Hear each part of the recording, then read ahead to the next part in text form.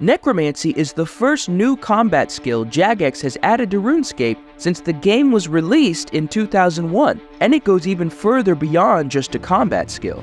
I've been preparing for Necromancy in my most recent live streams, and a few of my viewers didn't know much about the new skill. So I did more research, and I want to help prepare all of us for this brand new RuneScape skill. Welcome back to my channel where we talk about and play video games. And today, I'll be sharing the top 5 things you need to know about RuneScape's newest skill, Necromancy.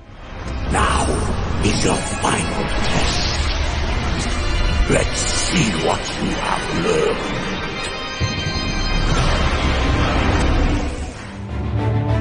What is necromancy?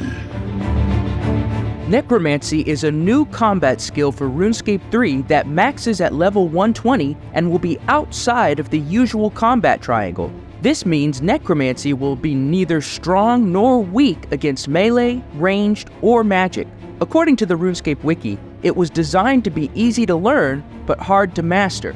It will be trained through fighting monsters, using the combat abilities, and through the non-combat rituals. It will also bring with it a brand new questline and lore involving the first Necromancer. In fact, if you play RuneScape in the lead up to Necromancy's release, you'll hear the first Necromancer comment on your activities. This new quest series, as well as Necromancy itself, will revolve around a new area called the City of in the Underworld. So, how can we get ready for this new skill? Preparing your account.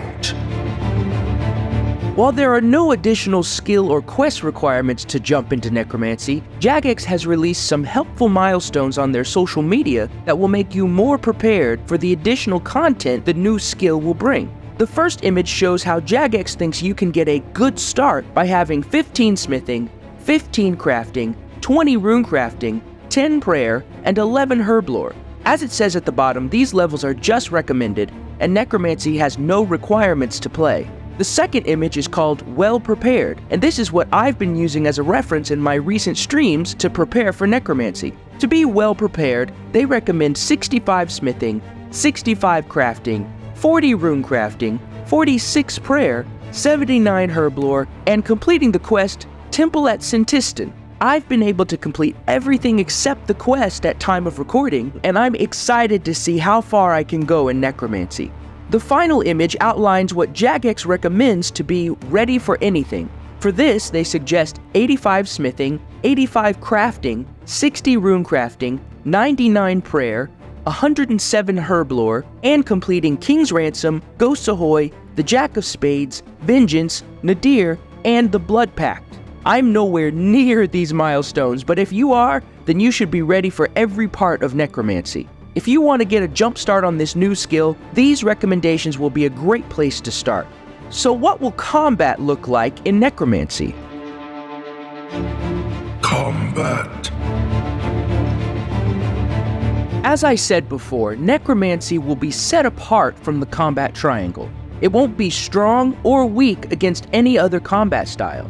This new combat style will rely on new auto-attack abilities. There will be fewer of these abilities, but that will make each new ability hit harder. The hope is that this will make each ability easier to learn, though you'll have to work harder to get them. Necromancy also won't incorporate splashing, but instead will rely on hit chance. So no splashing against the Dark Wizard in the Varrock Castle to level up faster. This new combat style comes with 2 new combat mechanics, necrotic attacks and conjuring. Necrotic attacks will be a more damaging offensive attack style from a main hand weapon called the Death Guard. These attacks will utilize the previously mentioned new skills, and instead of building adrenaline, some necromancy skills will build necrosis. Necrosis is basically just like adrenaline in the sense that it builds during combat and it can be used to make other attacks stronger. Conjuring will allow you to summon undead allies to fight on your behalf with an offhand weapon called the Spirit Lantern. These new pals will be around for a limited time, but there will be abilities that will make them stick around longer or make them stronger. According to the wiki, players will be able to summon a familiar through the summoning skill and raise an undead ally at the same time. But what if you're a skiller and you just don't like combat? Well, Rituals.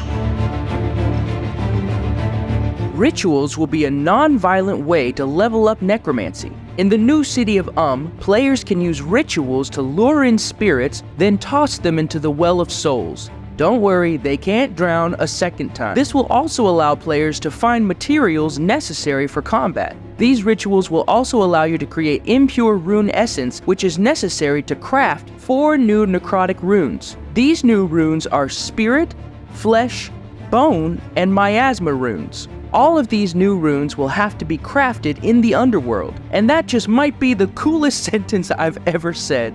Rituals, in theory, allow non-combat players to progress in the necromancy skill without breaking their pacifist vow. In fact, Jagex claimed in their necromancy first look video that a player could level up all the way to 120 purely through rituals. We'll see how effective that method really is when the skill is released. Now, let's talk about the element of necromancy I'm looking forward to the most. New quests. I've said in many of my videos that quests are one of my favorite parts of RuneScape. Some of them are boring or inconsequential, but so many quests in RuneScape have interesting characters, fun storylines, and cheeky humor. However, necromancy won't just bring new quests, but a brand new storyline that has already been set up through the new Fort 4 and 3 quests. As I said before, the antagonist of this new series is the first necromancer, who the wiki describes as the first necromancer in the history of Gielinor, wishing to end all life and break the cycle of death. The 4 quests that will release with necromancy are Necromancy, with an exclamation point, Rune Mythos, Keely Row, and Alpha vs. Omega. These quests will introduce you to the necromancy skill, the city of and the first necromancer as our new villain. By the way, the city of that sounds like someone said, what should we call this new city?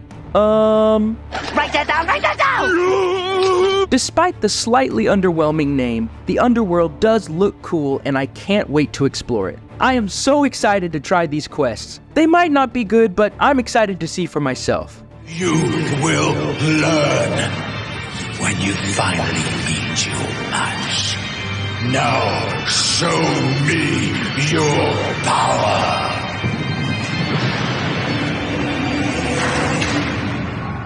At time of recording, Necromancy hasn't been released yet, but I'm so excited to try it. In fact, I'll be live streaming August 7th at 6:30 p.m. Central. If you want to try Necromancy for the first time with me, come join me that night. Thanks for watching. If you liked this video, please leave a like and subscribe. If you want to see the first episode of a series where I see which version of RuneScape will get their max cape first, check out this video.